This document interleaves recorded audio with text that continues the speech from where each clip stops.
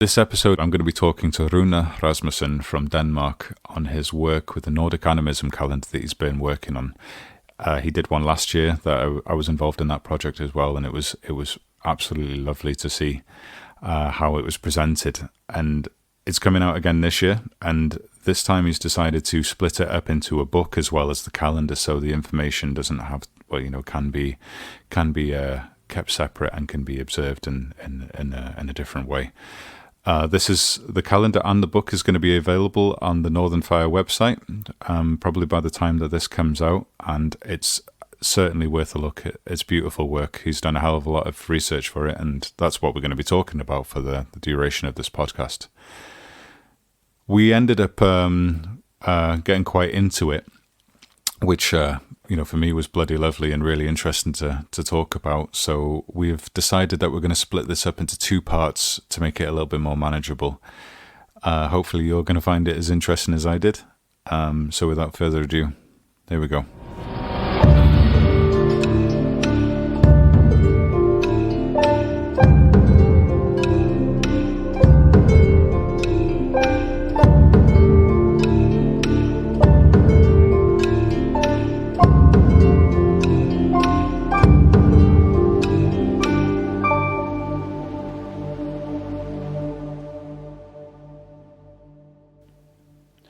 Rune, thank you so much for joining us for this. How are you keeping? Well, I'm just fine, and thank you for having me. Oh, it's an absolute pleasure to have you here. I've got to say, it's been quite a while since I last saw you in Copenhagen. I think that back in the days when we used to be able to travel. Yeah. I think it was in the opening of the Genungagab or something like that. Ufe's tattoo study in Copenhagen. Indeed. Well, a lot's happened since then. So we're going to stay away from current events and all that. But obviously, since then, I participated in some artwork for the first Nordic Animism calendar that you did. Yes. And then I've been helping you more with the second that we're gonna talk about in a minute. But would you mind telling us about your about yourself just in general and your background before we get into it all? Yeah, I can do that. My name is Rune Rasmussen. I'm a historian of religion, and I've been working. The main focus in my PhD has been on Afro-Atlantic religion. Actually, I studied an Afro-Brazilian religion, but through my studies, I've also on the side been studying Nordic religion, which was like an old interest of mine, and during my PhD, my sort of interest started going back towards that, and I've been working on developing new perspectives on how to look at Nordic history of religions. That perhaps we can come back to under the label Nordic Animism. And my background is also that I've done quite a lot of different things in my life. I've worked and lived in different countries in Africa and also the Americas and so on. So and my many of the scholars that you will talk to will have different profile. I heard you had Neil Price on. I think he's an archaeologist. I'm more of an anthropologist. So that's my background. Well, it's lovely to mix it up a bit, like having you on here as well. Then my main involvement with you up until now has been in the Nordic Animism calendar, and our mutual friend Ave. Did some fantastic work for that as well. Yeah, totally. But would you elaborate a bit on the research that you did for putting this together? Yeah, the calendar. I started being interested in specific parts actually of Nordic reckoning. Specifically, I started being interested in actually Runic Calendar, the fact that people have used runes as a way of keeping track of time, and that was sort of where my interest started. And then I sort of flowed into other directions because I realized, okay, then I have to understand lunar reckoning, and I have to understand different holidays and so on. And so it sort of floated out from there. And I I also then became aware that there's a lot of material. First, there's a lot of material that a lot of people aren't aware. There's also a lot of material which is like, from a basic like perspective of being interested in traditional religions and stuff like that, it's just super interesting. But people aren't so aware of it because it doesn't belong to the very old period before Christianity was implemented in the North, the Viking Age. And people have a little bit of a tendency to be like, okay, so if it ain't Viking, then it isn't really all that cool now, is it? So we just forget about that. And when you start looking at that material, then you find like the craziest thing. It seems like when you look back in time that people, didn't do much else than basically having ritual sex on Bronze Age rock carvings and brewing sacred beer in complex rituals and like and all that kind of stuff. So I thought when I read some of these kind of a little bit old school scholars writing about all that, I was like, damn, the hippies of the world, they just need to know this stuff, man. So and then I started putting together this thing, which was also actually partly inspired, or the way I did it was also partly inspired by my my work with these Afro-Caribbean religions, because these peoples, the enslaved Africans that were brought to the New World, they had ways of reinventing their traditional religiosities, where they, for instance, identifies their Loa or their Orisha, their different deities, with saints, and that's a way of being able to continue to worship them. And I felt that when I came from the research and that stuff, that when I looked at the traditional calendar of Scandinavians, there was a lot of examples where saints seem to have been used in the same way, almost as a, in popular terms, you could say a mask for perhaps a heathen deity or something like that. There's a number of examples of this, and so I wanted to sort of bring this, weirdly transatlantic Afro descendant perspective into this, the attempt to make this all this traditional calendar stuff available for contemporary people. There's examples of that, like in Wales as well. Where I am and where I grew up, every town that has Llan in front of the name, like I live in Llandudno, and that came from Llandudno. Llan is the name of the area of the parish, and then Tidno is the name of the saint. Now, and Tidno was he was said to be one son of a great nobleman that had lots of sons, and they all went off from like the Old North, I believe, which would have been around Scotland, and they all went off and did things. And when he came here, he arrived with a whetstone that would sharpen the sword of a hero and blunt the sword of a coward. And whether that's Christian or not, there's many others that are clearly a lot older than Christianity, and these also got incorporated. So, that idea of comparing cultures and how they integrate into Christianity, it clearly spans across the board. Yeah, no, I think that's super fascinating. Sadly, I know far too little about the amazing history and folklore of the west side of the North Sea region. I mean, all the stuff from England and like Wales, I have little clue about it. I remember talking to people who said that there were similar trends in Ireland, in particular, this thing about identifying saints with, and of course there's a very well-known example of Saint Bridget, which basically got the name of a Irish goddess. But I also think that what you say there, I think that when we think about stuff like this today, I would sort of, well, I'm trying when I'm working with this kind of stuff to not think so much, so is it Christian or isn't it Christian? Exactly. Because it tends to sort of box in these things in ways that are not necessarily the ways that people used to actually think about these things. Like one of the best examples of this saint making of Nordic deities in Scandinavia is the saint called Saint Eric of Sweden, right, which became the patron saint of the Swedish kings after the god Freyr had been the patron deity of the Swedish Ynglinga kings, right? So Saint Eric got similar symbolisms like a blooming branch and a sword and stuff like that. And they would carry him over the fields in the spring. There's a case where a Swedish peasant sometime in the Middle Ages, I don't know, the 14th century or something,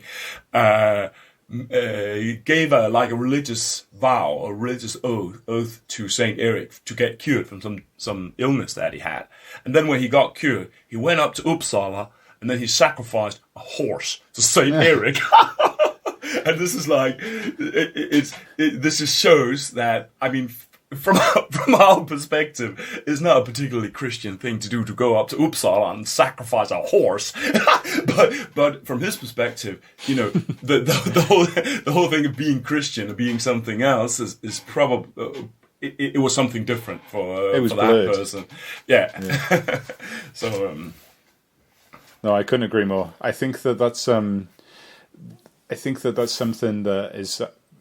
It's almost very difficult to comprehend, especially if you're a newcomer to all of this stuff as well. Is the idea that it wasn't, you know, there was some points where it would have been very clean cut, and then there was a lot of grey area, and say the rune sticks from Bergen, where like there's the spells in one point they're clearly referencing an Odin, and then in the next part they're referencing, you know, the angels of heaven and things. Yeah. You find these mixes in a lot of all those runic spells. You also find it in the spells that follow the Icelandic Galderstaff material. Then you also find these spells that start mentioning a lot of demons from Judeo-Christian tradition, like Azazel and blah blah blah, and Beelzebub, and then Odin and Hother and Frigg and Balder suddenly jumps up in there as well, and they're kind of just lumping a lot of powerful stuff together, and yeah, I think there's also is there a Christian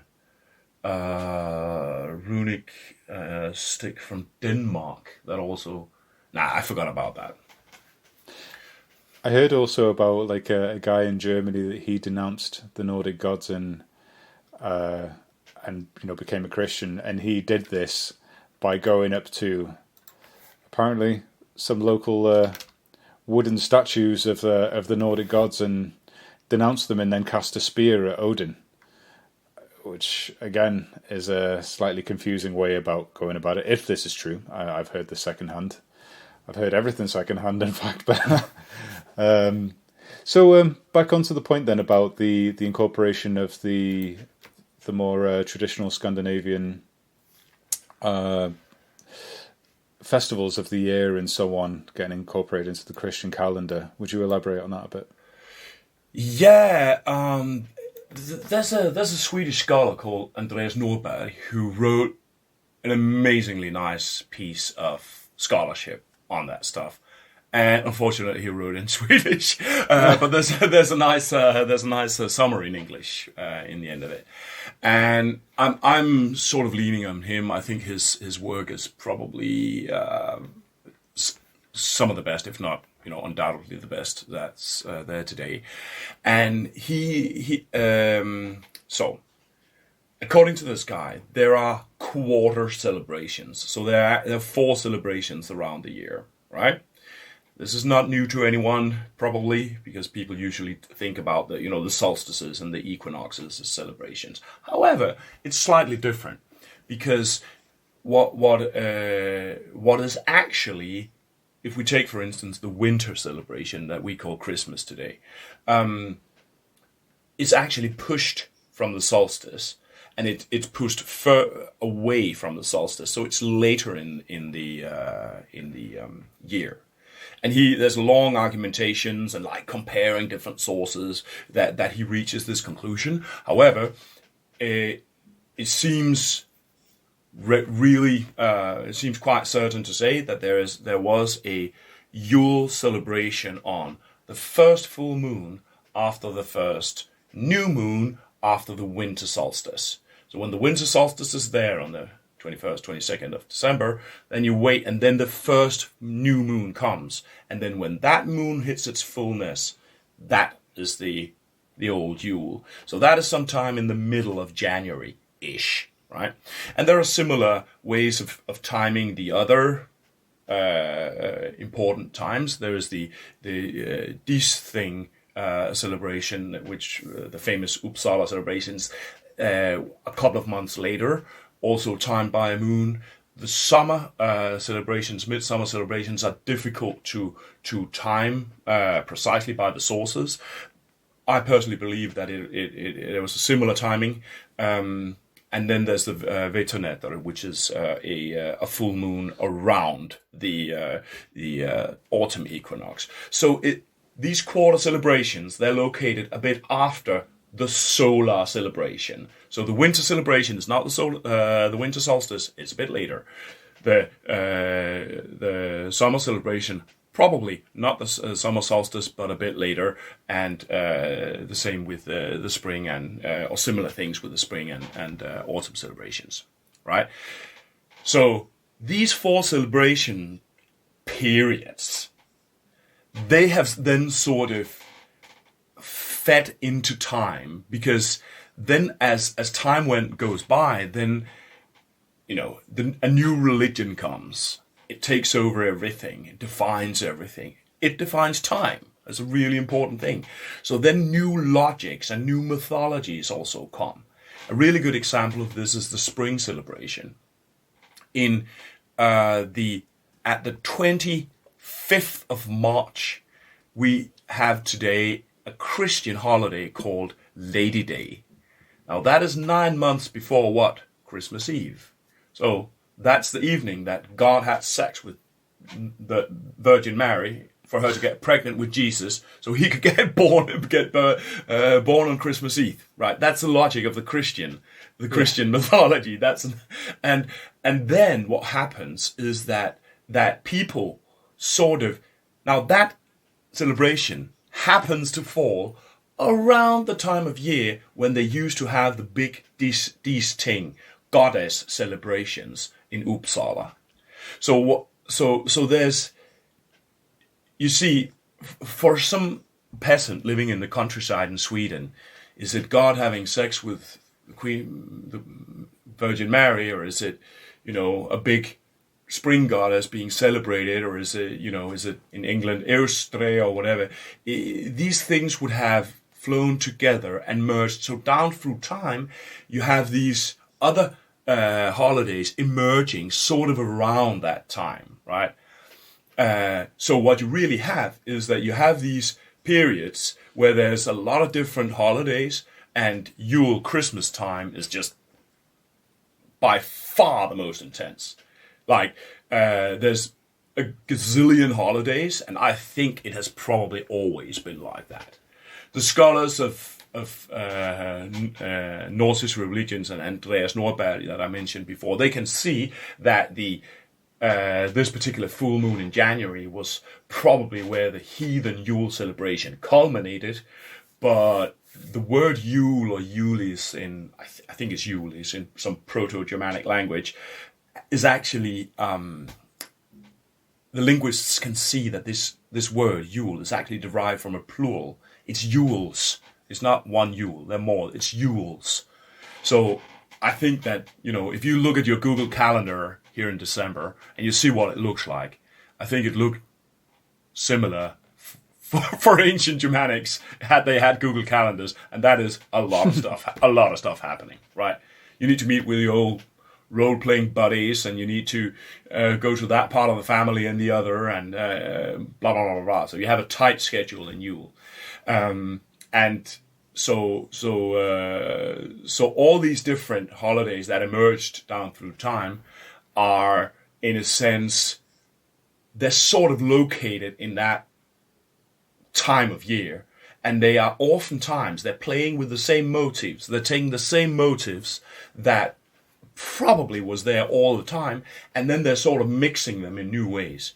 for instance, in Yule, there's the idea that somebody's bringing fire, somebody's coming with light, and that idea is just being, it's, still today people are sort of coming up with new ideas about how that could be. So all that, candle lighting and all that stuff that people are doing around Yule, that I think comes from really old ideas of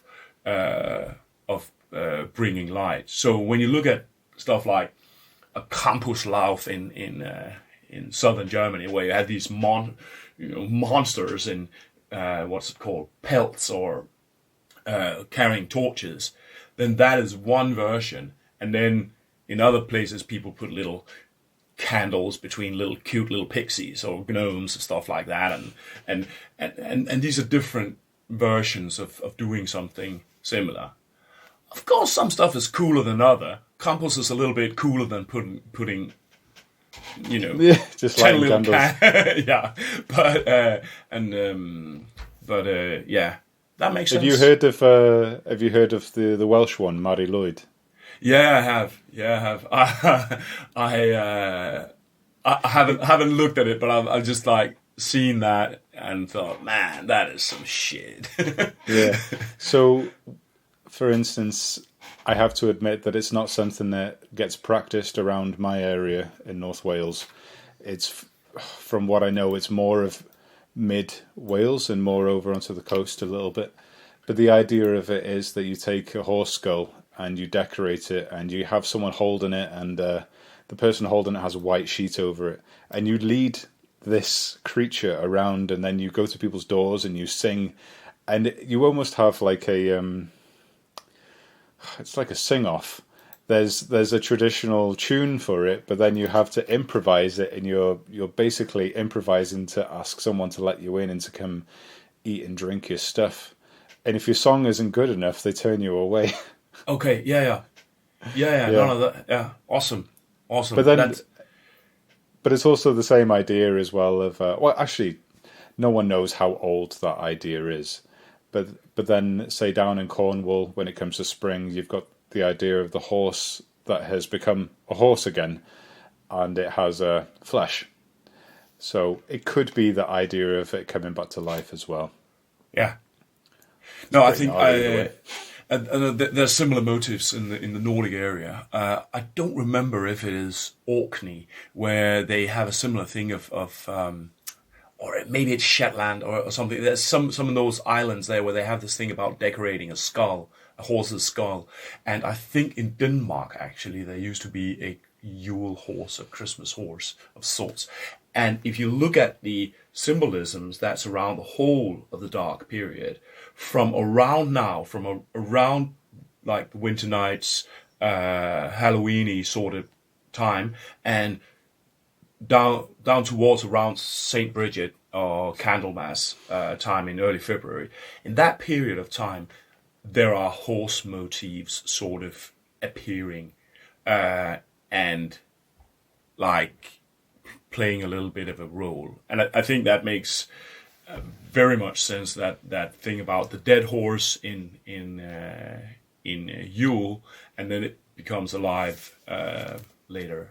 And there's even a ritual from Jutland where people would actually sacrifice what they call a hell horse, by leaving it, just leaving it on frozen fields. So they would take an old horse that was going to die anyway, and then they would leave it to starve to death around the All Souls, All Hallows time.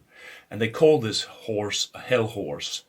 And there are these ideas in Denmark about hell horses that are three-legged and they live under cemeteries and stuff like that. So there's this kind of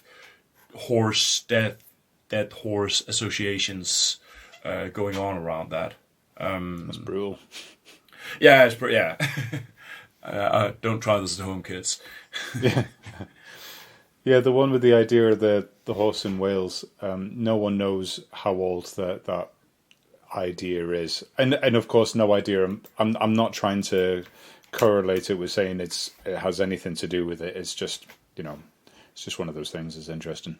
Yeah. So, you mentioned before about the the runic calendars, and just for people that don't know about that, there are the sticks with those. Would you tell us about them?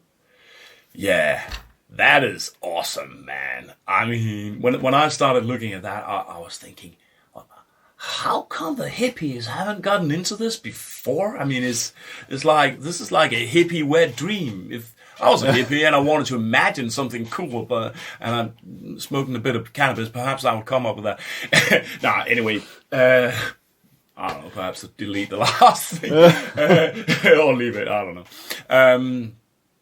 The Runic Calendar is... where should I start this? Right, pre-Christian reckoning in Scandinavia was lunisolar. It means that it calibrates the cycles of the moon with the cycles of the sun. So, when, for instance, as I said before, the first moon month, meaning the first new moon after the winter solstice, that marks when the Yule celebration is, that is a calibration between the solar year, sun, and the lunar year. So they had a system to make sure that these things sort of stayed in the right place. Right. So, when Christianity came, Christianity actually, you could say Christianity shifted a little bit towards the solar reckoning. What we have today is solar reckoning. Our months don't follow the moon, right? So the first of a month is not always on a new moon, so our months are fixed in relation to the solar year, which is why, for instance, the solstices always fall on almost the same month dates, right? Just stop me if this becomes too funky. Not at all. Right. No. But Christianity has its own little components of lunisolar reckoning. And that is the dating of Easter. And I'm not so good with numbers, so I forgot the details about this. But the Pesach, the Jewish Easter, was actually dated in a way that sounds very Nordic heathen. It's like the first Sunday after the first full moon or new moon after the spring equinox. It's something like that. It's a rule like that. One of those calendar rules that are difficult to remember. And that meant that when Christianity was implemented, there was still this sort of need to sort of be able to relate the solar and the lunar year, right? So we kind of know how people did it in the pre-Christian times, and there was this idea of the solar year, and there was the lunar year, and then through the ages, different ways of counting became implemented. One important one was the one to predict the new moon year after year. That's called the Metonic cycle. That was invented in the Middle Ages and something like that. And when it came to Northern Europe, now Scandinavians might already have known it, but we don't know. We don't know. But certainly when the Metonic cycle came to Scandinavia, people were like, yes, that works for us, because we want to understand exactly the relation between the cycle of the sun and the cycle of the moon. So the Runic Calendar expresses, in fact, this Metonic cycle. So a Runic Calendar has two rows. One which is just expresses the weeks of a whole year, and that is a solar year. One which expresses the month dates, and that the moon dates, and that means that in a given year you can look at your Runic Calendar and you can see that there's one rune, and that rune marks when the new moon falls. For instance, for this year that we're in now, 2020, it's the rune Hail. So when you see the Hail rune on your Runic Calendar, you know that that's new moon. And then if you count moons by new moon, then you know when to begin a new month, right? So this system sort of came to Scandinavia in the Middle Ages, but was very, very compatible with pre-existing kind of ideas of how to reckon time. And then what further happened was that it was associated with the runes. And some of this stuff was recorded in the 17th century by some like early Swedish scholars. And they, one of the recordings of this, some of this stuff actually had little omens about the year attached to every single rune, right?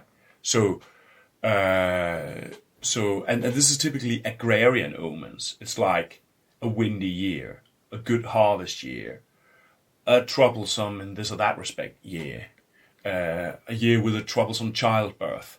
It's clearly omens that reflect agrarian sustenance life, right?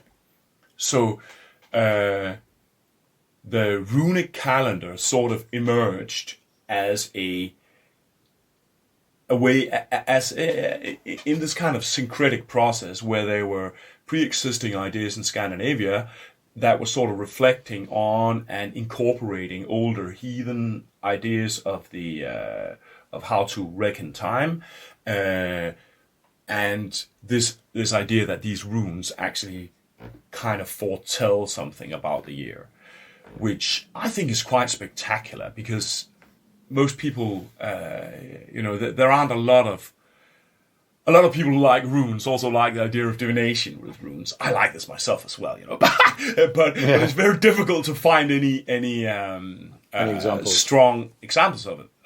But this is actually an example of it. This is a divination system, a traditional runic divination system, in basically with attachment to the calendar. So that's the runic calendar, and this means that basically every single day around the year has what you might call a runic signature. The 2 runes that marks every single day. One that marks the weekday and thereby the day in relation to the solar year, and one that marks the day in relation to the cycle of the moon. For instance, today it's the 20th of October. Then the rune that marks the weekday today is the K rune, count, and there's actually an empty space on the moon rune. So yesterday it was the Os rune, and tomorrow it will be the Tyr rune that marks the lunar phase. Does this sound very weird and complicated? Or am I making sense when I'm explaining this?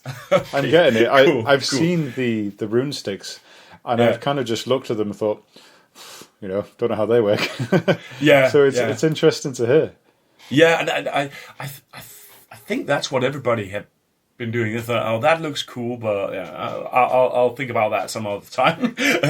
and I was. It took me a while to figure out how that stuff works, but there are people who basically wrote about it and figured it out. So you say about these getting used in pre-Christian Scandinavia. Do you know what the oldest examples of these are? We don't have any sticks from pre-Christian. We have some that look very old, and there are from the 1200s. I think the earliest sticks are from the 1200s. So, and these are so we they probably emerged with the implementation of Christianity, but they seem to reflect earlier ideas of time. And they might have been there before, but what I sort of think happened is that these functions, the idea of being able to calculate with precision the new moon in an eternal calendar. You just have one stick, and then you can just live with it. And every year you can just look at it and figure out when there's a new moon. That idea just, I think it hit Scandinavians really in a soft spot, and they were like, yes! So that meant that this exact way of reckoning, which is widely known in Europe, is only really got really big one place, and that was in Sweden. And a little bit east out of Sweden, in Finland and places like that. And so yeah, I think it sort of represents. It really made sense to them. And I also think that when we think about traditional culture, we have to think about tradition as something that moves, something that changes. Oh, of course. And if you have an Inuit hunter, and you give him a rifle, then he's not going to say, oh no, I'm going to stay Inuit, so I'm going to continue hunting narwhals with my bone spear here, because that's what feels Inuit to me. And in the same way, when the Metonic cycle came to Sweden, the Swedish peasants took it in and used it, because it was a really good tool for them to understand the way they perceive the world. And you find cases of, I think, astonishingly high level of capacity to reckon and deal with calendar. There's this weird tale. No, I don't know. Let me just ask outside the. Do you want this tale? Absolutely. Yeah. Maybe it takes a little bit. Of course. Okay. Cool. There's this weird tale from. No, it could be if you wanted to ask something, you were sitting with something you wanted to. Oh, no. It comes from this quite idiosyncratic and weird early Swedish scholar called Olof Rudbeck. He went to the Disting market, which in his day, in the late 16th century, 17th century, was it was just a market. It wasn't a religious celebration anymore, but it was still timed by the moon. So he went there and he spoke to a really old man, like 80 or 90 years. And he said, how do you know when to show up in this market here? And then the old man said, I'll tell you what, Olof Rudbeck, I'll explain it to you. Cool. First, we have in my family, and we've had this for 3 generations, a runic calendar. On this calendar, I can see when this full moon happens, when this Disting market is taking place, and we've had this calendar since my grandfather had it. However, he said then, and then he came with this addition to this story that just blows my mind, dude. He said, but now this calendar has, and then he used a weird expression, it has run around with Auni. And that means that for about 300 years, that calendar has been precise. But now, it's actually moved one space.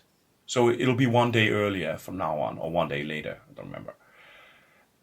Now, the crazy thing about that is that is astronomically precise description of a runic calendar that relates to the Julian year at that time. And how the flip did an old, what do you call it, wheel-legged peasant, who had never seen the inside of the school, know that to that level of precision, that over a period of 304 years, this moon reckoning gains one day in relation to the Julian calendar. How did he know that? Was that just traditional knowledge that he also knew from his grandfather? And another thing is that the way he describes this is interesting. He said it had run around with Auni.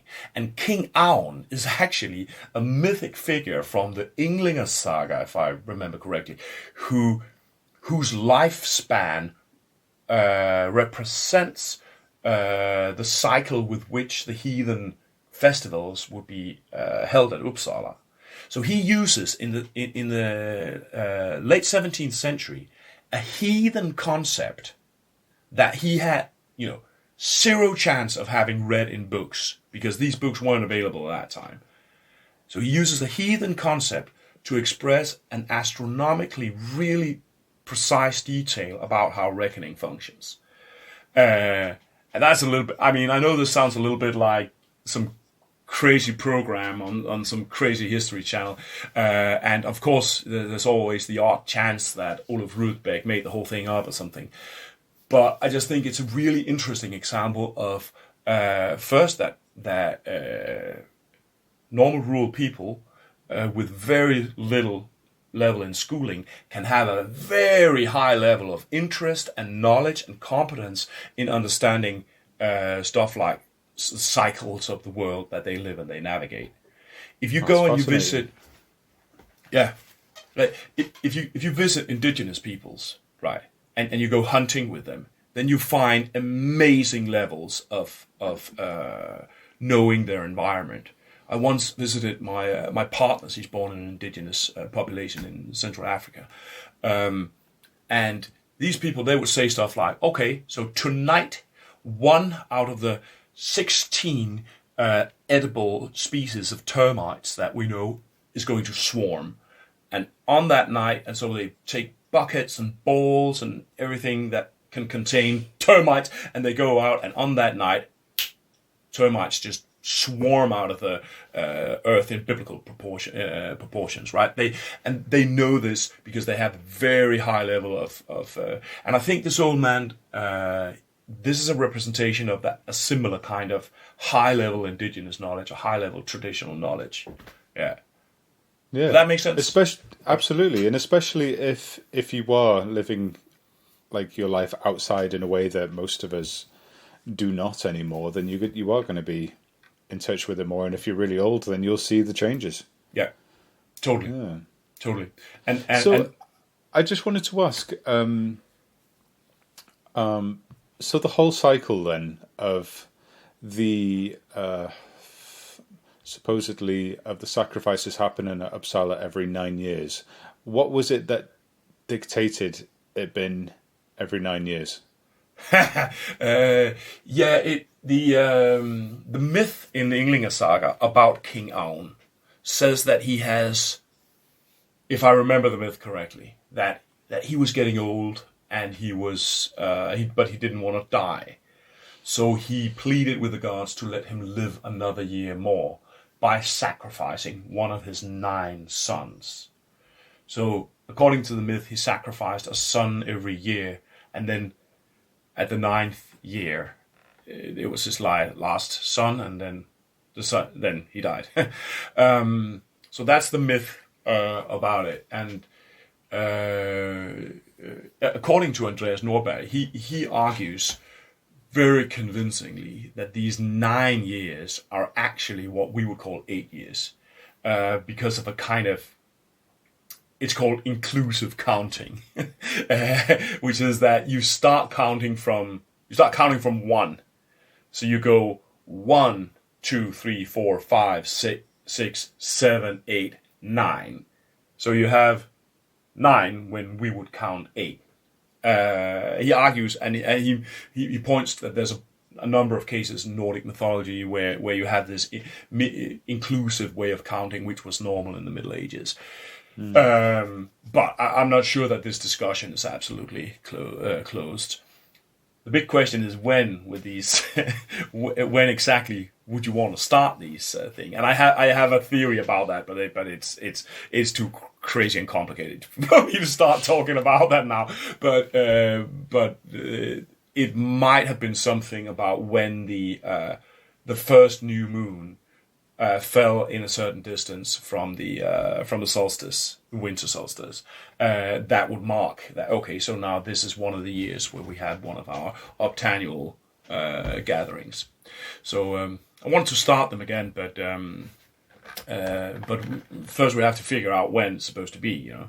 And I'm not really through understanding that yet.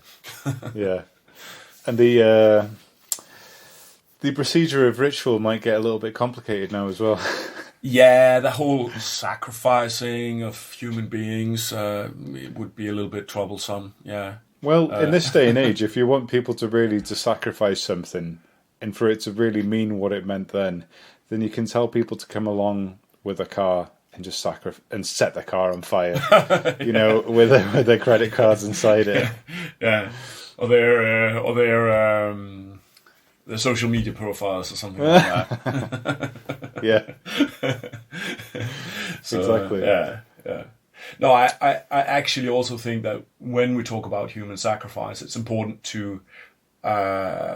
We tend to have a little bit of a Donald Duck idea of human sacrifice. It's something that primitive distant peoples do, and they probably throw, pretty 1960s blondes with torpedo boobies into volcanoes and stuff like that.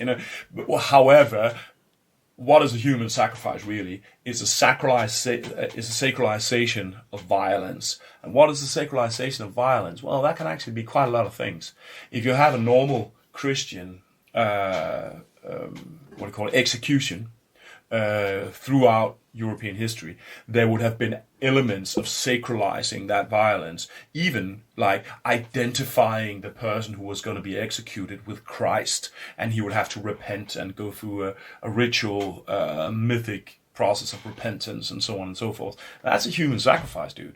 And if you look at how Christianity implemented execution practices in Northern Europe, you'd find that they often put churches in close to gallows hills and keep hanging people outside the church. However, if you want a person who belonged to the warrior caste, then that person would be granted a weapon death by being perhaps decapitated or something like that.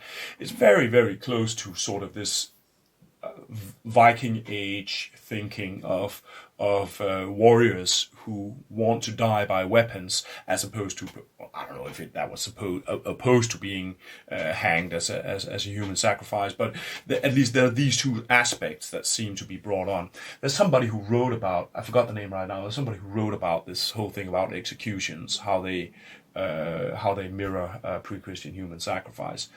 And like, I would say today, the way, for instance, that we talk in our public life about loss of death still has aspects of sacralizing it.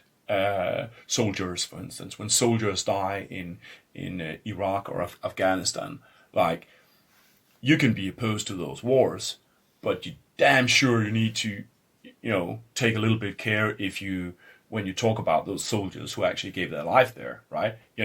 Even though you might be a hippie like me, perhaps you're opposed to the war, you probably aren't going to go and for instance defame those soldiers, and that is because their deaths have been. I don't know if the word in English would be eulogized. It's been spoken about in our media in ways that have been giving it a certain meaning somehow. That is perhaps comparable to sacralizing. Yeah. So this is just to say that, we don't hang people in trees anymore. But perhaps we do other things in terms of violence and sacralizing it and stuff like that. Oh, wow. Yeah, that's very interesting. So I heard I think I got interrupted when I got halfway through I was listening to your video about the idea of the sun cross the other day. I know, so, that's the thing is, for anyone that's interested in what you're saying, they can go over and find your work on YouTube, for instance, and where obviously you're going to elaborate on all of this in more detail and so on. But just for the sake of it, since we're on this, and you've talked about the idea of, you've talked about the solar cross in this context. So do you think that the as it's commonly known as the sun cross, because you mentioned about that a lot of people possibly think of that as a symbol of the sun as opposed to its cycle. Do you think that it had multiple meanings at the time to the people that viewed it, or do you think that was the primary idea behind it? I think it could have very well had multiple meanings first. And the reason I think that is that there are finds where, for instance, people are holding it. There are rock carvings where people seem to be holding that thing. Again, that could mean a lot of things. It doesn't necessarily mean it represents the sun. It would just make sense if, holding a big round thing up in a ritual situation perhaps represents the sun. However, I think the primary meaning of that symbol, the circle with the cross inside, is that it's a cosmogram rather than a symbol directly of the sun, meaning that it's more of a model of reality, and that the sun would actually be thought to travel the outer the circle, and in that respect, I think it resembles very strongly what specific peoples in Africa, specific peoples in Africa are using very similar symbols, where they're crosses inside circles, and where the actual really important thing is the cross. The two intersecting lines sort of represents into the perhaps most vital intersection between dimensions, between death and life, and between a line of power that represents a shaman traveling between dimensions, or the tree that connects the above and the below, and that's why you have in your symbol is this. It is the sun cross with the tree incorporated into it. Is that idea of Yggdrasil? Yeah, there I'm sort of explicitating that aspect of it in the kind of symbol I use to represent the idea of Nordic Animism. Was there anything specific you wanted me to talk about in relation to that? No, just more than anything about the fact that that's the meaning behind your use of the symbol. Yeah, yes, and I think that the idea of the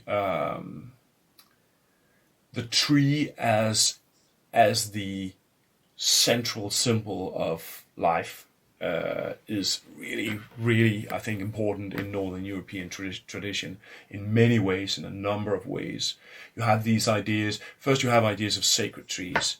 You have it a lot in Scandinavia, but I don't know so much the British Isles, but I bet there's similar things in the British Isles, like a sacred tree inside the village, or a important tree outside a farm where you have to go and give beer sometimes, and there is still some things like that. Some traditions.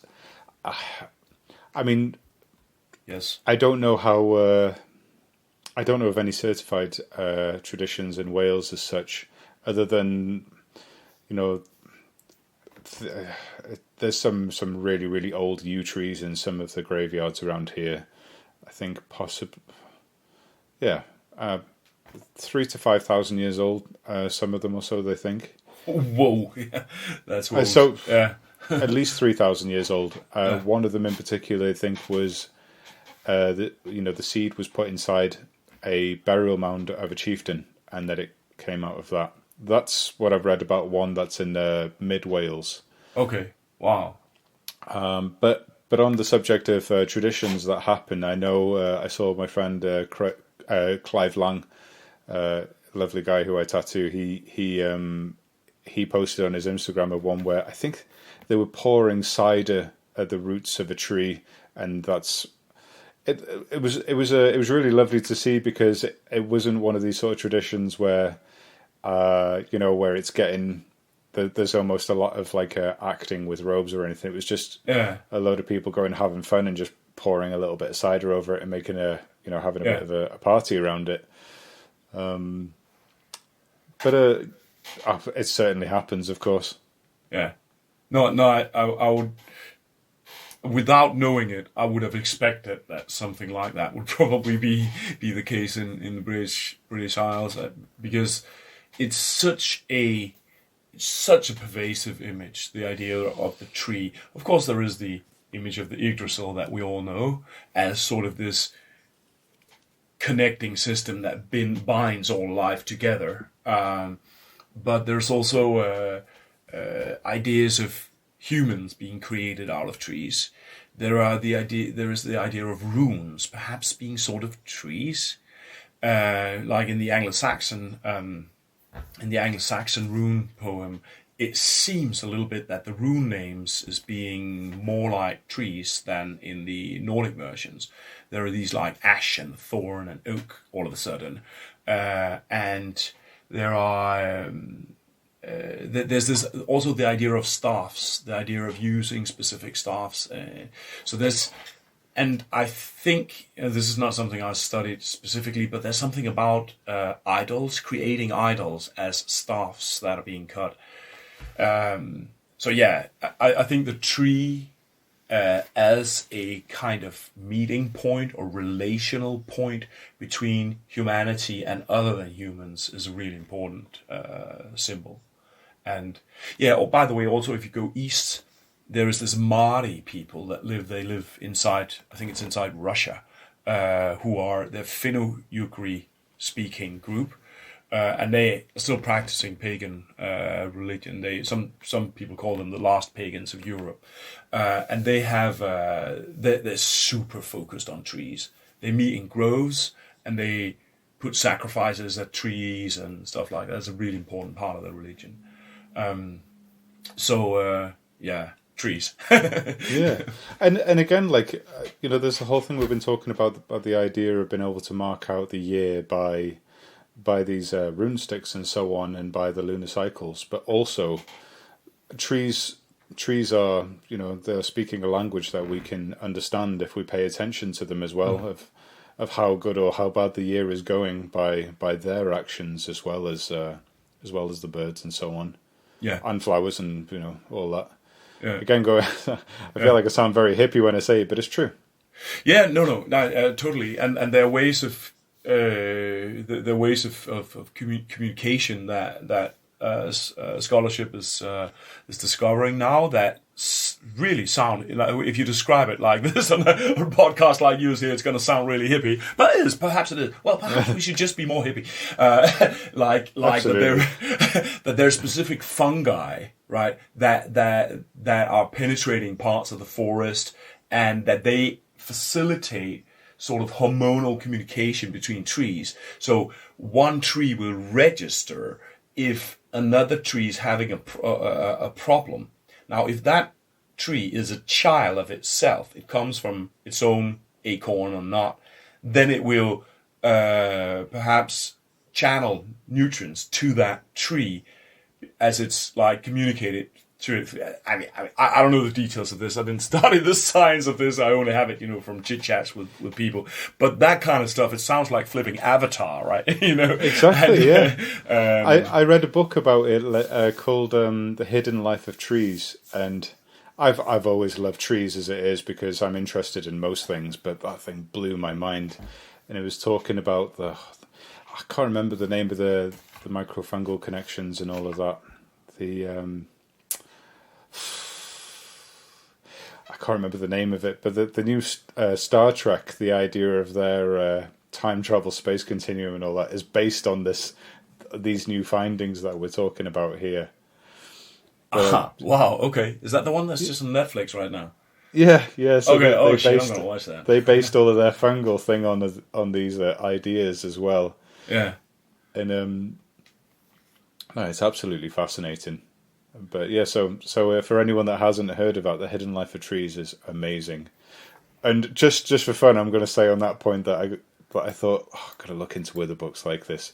So I downloaded The Hidden Life of Owls to listen to, and I don't know, I don't know who it is that's reading that one out, but it certainly wasn't as poetic in its deliverance. Okay. So me and Brock were in the studio trying to tattoo it to it, and they're just coming out with things like, I find the most alluring and sexual part of the owl to be the eyes. I can't do this. It had some really wonderful stuff in it, but it was just a little bit far out for me.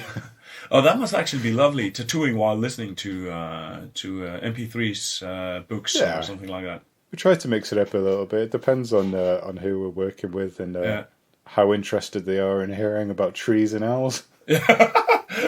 I recommend a book by an Aboriginal scholar called Tyson Junkerporter that came out recently. I've been listening to that one on MP3, and man, that is some potent shit that guy's putting out. Is very compelling, and I'll have to look that up. It's called Sand Talk. Anyway. Yeah. So I know we're going a little bit off topic now from the Nordic stuff, but what were you doing in Africa then? What? Well, the first times I went to Africa, I was actually working in a humanitarian business on landmine information stuff. So I was working in Sudan around the end of the civil war there, later in Angola, also with it's called mine risk education. You have information programs that tell people how to avoid the danger of landmines and unexploded ordnances. Right, because you risk having kids running around playing around cluster bombs that just need a little bit of static electricity to basically blow up like a hand grenade. So sometimes people need to have these programs. So that was the first couple of times I was in Africa. But then I've also been a couple of minor sort of stuff concerning my study in Ghana and in Uganda. So yeah. Yeah. Well, I was just interested in when you mentioned it before, so. Yeah. The last thing there that was more of a family visit because my partner, she comes from actually Central African Republic, and so these are people they're still hunting with spears. It's like that is really going to the countryside to visit them. So that particular thing was a long stay, but it wasn't like living and working. It was just visiting the tribe. So yeah, that's pretty amazing. Awesome. All right, man. Well, thank you so much for your time. Thank you very much for having me, and hope to see you around next time you come in to Copenhagen. Then we'll have a beer or two. So. Absolutely.